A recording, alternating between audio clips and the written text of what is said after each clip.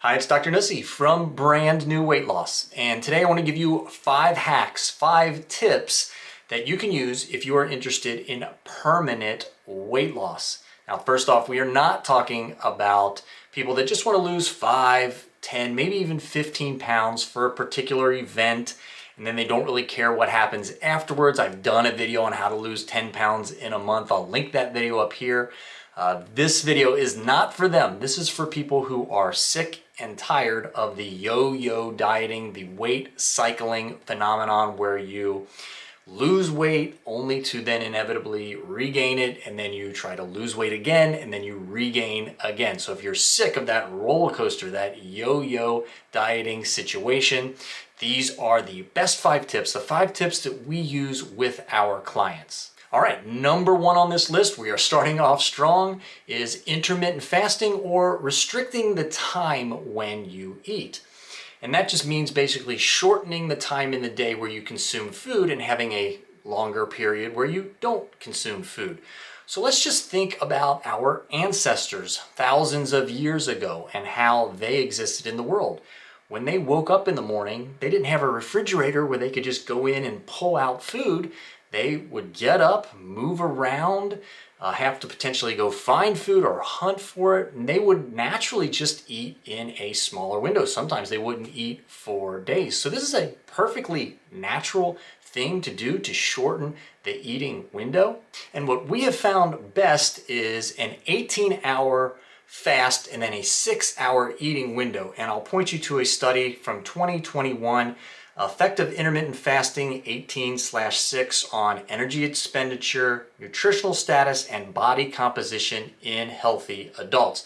Now, some people advocate for an 8-hour eating window. We like a 6-hour eating window. We just found that this is what works best. It helps control our clients' hunger, certainly controls how many calories they take in, and also helps control their insulin sensitivity, so it upregulates the amount of body fat that they can actually metabolize. And then I'll point you to another study, Effective Intermittent Fasting Diet on Glucose and Lipid Metabolism and Insulin Resistance in Patients with Impaired Glucose and Lipid Metabolism, a Systematic Review and Meta-Analysis. That's from 2022. So basically it's just saying that it makes fat loss easier. And number 2 on the list, another easy thing that you can do is increase the amount of plain water that you drink. And we like our clients drinking plenty of plain water, meaning unflavored water, because when you flavor water, even if it's flavored with something that doesn't have any calories, it can make you crave sweetness, and that can steer you off the path of whatever plan that you are following. So what we found works best is if our clients drink at least 80 ounces of water a day. And you can go up from that, but 80 ounces is kind of the bare minimum. It's an easy number for most people to hit, and that will help to a degree control your hunger because it keeps you a little bit more full. It helps your metabolism continue to run, keep it running, and it also keeps your water weight fluctuations on the scale, if you're weighing yourself every day, from going really high and really low. If you drink a whole lot of water one day and then very little water the next day, you might see these really big fluctuations on the scale, which is just water weight. So we want to smooth those out as much as possible. So 80 ounces of water every single day, that is tip number 2. All right, tip or hack number 3 is using certain weight loss aids. Now, I want to be very cautious with what I say coming up in this particular category. I am not talking about becoming or thinking that you can be dependent on taking something to make you lose weight and then keep it off permanently. Again, we're talking about permanent weight loss. So if you think that a shot, a pill, a magic potion is going to solve your weight management issues for life, you are automatically from the beginning set up to yo-yo diet. This is just not reality. But there are certainly natural things that you can take that help make the process easier, maybe a little quicker. There's nothing wrong with hacking again, we're talking about hacks, hacking the system a little bit and making it a little easier, or removing some of the barriers that come along metabolically with weight loss and trying to lose weight. And these are These are products that we use in the office, but they're always natural, and the intent always is to be able to maintain weight without using them, without becoming dependent on them.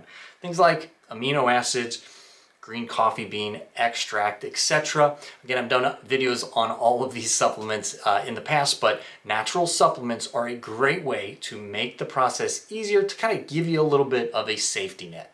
All right, and number 4, and maybe this one, in my opinion, I mean, they're all important, but this might be the most important, and that is you have to have a support network around you. You cannot be in an environment trying to live healthy, lose weight, change your behavior, perhaps behaviors that have been instilled or ingrained in you for years and years, decades maybe, and still be surrounded by others that maybe don't have the same value. It's just too tough if you do that. So you have to have others around you that are interested in health and fitness and eating healthy and those types of things. So whether that means that you got lucky and you just happen to have people around you that are like that, or you need to join a group or a gym or a fitness club or something like that.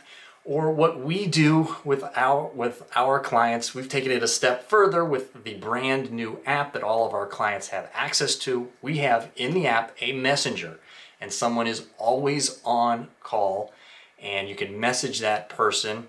A lot of times it's me personally. Whenever, it's like text messaging, and you can ask questions or vent or brag about a lab test that you had at your doctor's office, or something that you can do now that you couldn't do before. But we need to have interaction. We need to have that support, that accountability, that hand holding, whatever you want to call it. We need to have that component in place, or else we are, again, set up for future disasters. So again, with us having somebody on call that's knowledgeable all the time, that's a very extreme example, but you need to have a surrounding that is conducive to losing weight, and then again maintaining it long term. So support, accountability, whatever you want to call it, this is crucial for long-term weight maintenance. And finally, number 5, and last but certainly not least, is again, you want to understand what you are going to be doing in maintenance, meaning you want to already understand that you are going to lose weight and reach your goal, and understand what you're going to do after that. And this is often lost during a weight loss program. We just try to get to the goal without understanding or without being prepared for what happens when we actually reach the goal. It'd be like if you're trying to cross a vast canyon, and you've got a tightrope, and you're trying to tightrope across this canyon. You don't want to put the safety net in underneath of you when you're halfway through. You might fall off before. You want that safety net in place before you take that first step. So you want to start working on what the maintenance plan is from day one, or else again, you're setting yourself up to not have a maintenance plan or try to scramble and figure it out. And again, that sets up this yo-yo diet type of situation. And that's it. I hope these 5 tips were helpful and informative. You can learn more about us in the description box below. And until next time, everybody, stay happy, stay healthy, and I'll catch everyone in the next video.